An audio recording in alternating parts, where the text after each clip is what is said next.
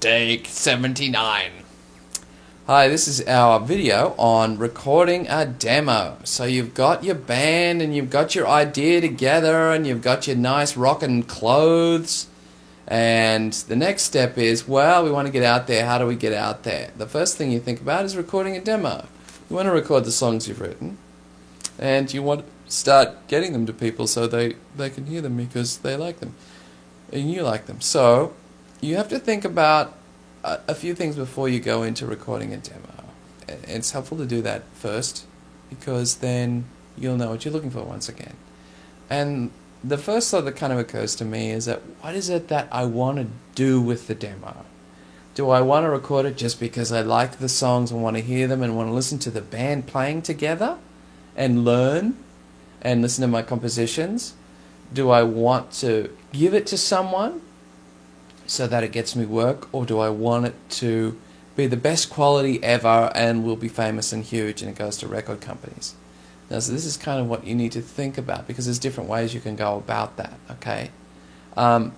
If you just want to kind of listen to the band as it develops and listen to the songs and things, then, you know, sticking an MP3 player in your rehearsal room can give you an amazing feedback of what it is that you're doing, and it doesn't cost you a cent, or the MP3 player, it's like, $50, $100 or something like that, and it helps you to get better. And obviously everything you should be thinking about is how does it look from that coming in instead of this going out, because you giving yourself away is really what it's all about. But if you can see what it is that you're doing, then you can kind of turn yourself around and refine your art so that your message is more specific, right?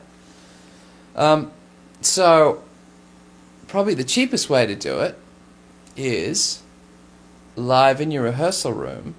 You get someone who has a multi-track recorder that's independent, that like a Roland VS16 or 20 or something like that, and those recorders have 8 inputs going into them that you can do live. And I've done this a few times. I've gone into a rehearsal space and you set it up so that you're recording live, but they're all direct into the microphone so you don't get the room sound. I mean, you do a little bit because there's what's called microphone spill, which means other signals come in and out of those direct microphone inputs. So you kind of you don't get what's called isolation, which is only the sound of one instrument. Like if your microphone on the guitar amp will probably get a little bit of the drummer sound if you're all in the rehearsal space. So then if you want to go back and record one specific part again, it won't necessarily work as well because there's the old part still on the recorded track of the drums, because you hear the crosstalk. So that's the drawback of recording in your studio. But the thing is, sometimes that's best because if you're all playing together and you're all in your comfortable space, then you might get the best sound for what it is you do. And not only that, it's probably the cheapest because you'll know a guy, or we'll have affiliates and things like that of people who can come in, and you'll do it in an 8-hour period or whatever in your rehearsal space, and bam, it's like the price paid, and then we've got a demo, and it probably won't be everything you want, but one thing that we'll have is it'll have the energy and the excitement of your music, and that might be the first thing that you need to be giving away. If it's your first recording, then you give that to a club owner and they say, well, this is how we sound, and it'll have that excitement. It may be a little rough around the edges or might not have the best sounds, but at least it'll be like, oh wow, these guys really rock and they're into it. And that might be the next step. Okay, so from there, there's other ways to do it. And the next thought is there's a lot of home studios around because, anyone with a laptop can get a program, Cubase, Pro Tools, things like this. These are computer programs, and we'll have links to those as affiliates too, because you can get them and learn them, and you probably should if you're a musician. And you can start multi-tracking at home. Now the difference is multi-tracking is completely different than doing everything all at once. Boom. Now multi-tracking starts to lose the cohesive energy of doing it all together because you'll do one track at a time. You know what I mean? Unless you're already a really well-honed band, it's hard to keep that real cohesive power, because what you'll be doing is you're playing guitar, in the middle of the night, and you just kind of get lost in your part. Whereas if you were all playing together, you had that cohesive, this is our band sound. Whereas the multi-tracked is going to be, these are 5 dudes playing their version of the song along to, tracked other parts. So it has a tendency, it's going to sound better because you'll have the microphone isolation and the quality there. And you'll probably be able to multi-track so you get your parts right. But it may not have that real energy of the live excitement. So you have to kind of think about what it is you want to do. Not only that, it's going to take longer too. You have to think about that too. And like the life of your band might be only 6 months, or, if you've just written a bunch of songs and you're all excited and you've got your summer off or something, you might want to just get it done and get it out there instead of getting lost in the process. Because as soon as and artists know what this is like, it becomes infinite, and it'll take you 3 months to finish one song. By then, the boat's left the harbour. But if you did it in one day with a guy recording you in a room, then you've got your 3 songs. You go into clubs and you put it up on MySpace, and you start getting guys listening to it, and then the ball kind of rolling. So you have to kind of think about, what it is you want to do, timelines too. You know what I mean? And the third thing is you could actually pay a studio and go in there and record. You might still only do that in one day, but more than likely you get some pretty good sounds.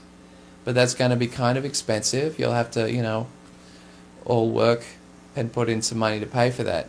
Now, one thing that's kind of cool about that is that the sounds will be good because the studio is constructed to sound good, whereas your rehearsal room isn't. And a studio has purchased microphones that work well. It's got all these things and they're all plugged in, so you just kind of walk in with your equipment set up. And if the guy is running the sound gear, that's what he does for a living all the time. He's used to this equipment. This setup is all familiar to him.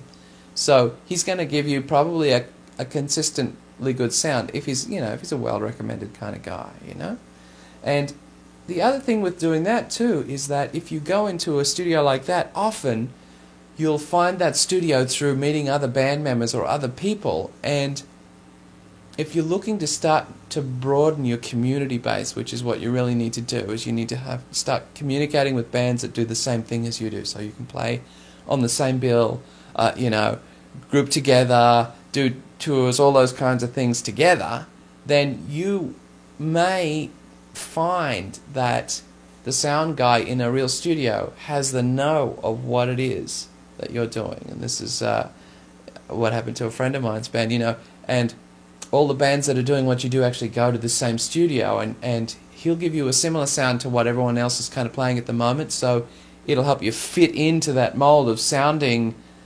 cohesive, you know what I mean? And then you'll meet some other guys who recorded there, and you'll start the communication, you know what I mean? So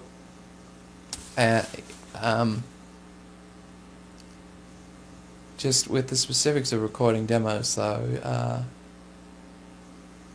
just make sure you're having fun, You don't want to get too anal about it because you might have lost the moment, You can break up a band getting too into whether or not the record's going to sound any good, And sometimes just try and remember that there's a bigger picture involved, Like try and get beyond what looks like it's happening.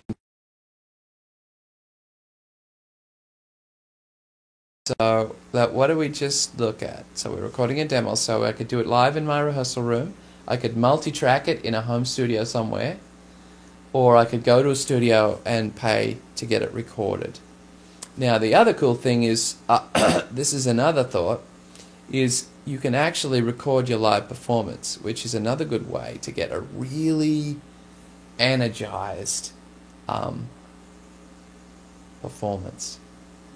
And you can pay a guy to bring in his multi-track equipment, and what they do is they take a split of all the information that's coming off the stage, and all that goes into your recording equipment. And you can either do what's called a desk tape, which is a recording that the sound guy can make for you off the PA that he's running when you're performing. Now that won't necessarily be the best, because what that is a recording of all the signals that he's turned up through the PA. Now with most bad PAs or most small spaces, it's a combination, as we talked before in the other video. It's a combination of what's coming off the stage and what he's putting through his PA. So you listen to a desk tape and you go, wow, that's a really skewed sound. All that's in that sound is vocals, kick drum, and snare drum or something like that, because the stage amps are so loud that he hasn't turned them up in the PA. So a desk tape is a nice notation of what it is you do, but it's not really, probably not going to be anything you can use unless your band is at Alpine Valley or something and everything is coming through the PA. And you know, Fish released a series of albums called Hampton Comes Alive, I think, and they were off two-track, the actual mixtapes of what the sound guy did, and even they were a bit rough, you know, but they had a lot of good energy. So what you can do is you can actually hire a guy to bring in his Roland outboard recorder and get splits off all the microphones that are running into your equipment, so that you can actually do a full-on recording of, similar to recording in a rehearsal room. You can get that done on stage and it'll be so pumped.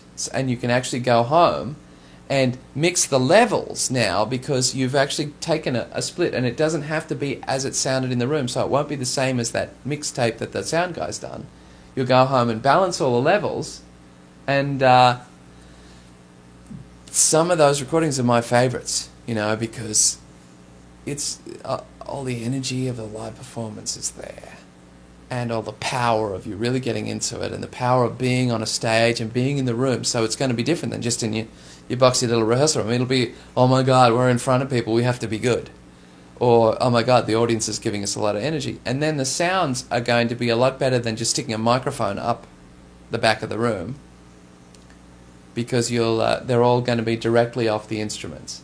And so that, you know, especially if you're a young band, that's a great way to do things too, you know, because then you can give examples of exactly what you sound like live, but in a much better fidelity.